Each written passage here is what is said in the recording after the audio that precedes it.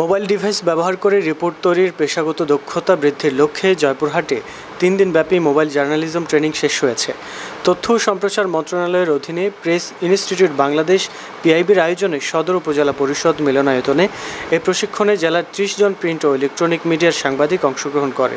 প্রশিক্ষণ শেষে দুপুরে সমাপনী অনুষ্ঠানে প্রশিক্ষণার্থীদের মাঝে প্রধান অতিথি হিসেবে সনদ তুলে দেন জয়পুরহাট 1 আসনের সংসদ সদস্য অ্যাডভোকেট শামসুল আলম দুদু। এ সময় জয়পুরহাট সদর উপজেলা পরিষদের চেয়ারম্যান এস.এম. সুলাইমান আলী ও পিআইবির প্রশিক্ষক মোহাম্মদ শাহ আলম উপস্থিত ছিলেন। 3 দিনব্যাপী এই প্রশিক্ষণে সাংবাদিকদের মোবাইলে কন্টেন্ট সংরক্ষণ ও তথ্য যাচাইকরণ, মোবাইল ক্যামেরার ফ্রেমিং এবং ভিডিও ধারণের ব্যবহারিক কৌশল সম্পর্কে হাতে কলমে ধারণা দেওয়া হয়।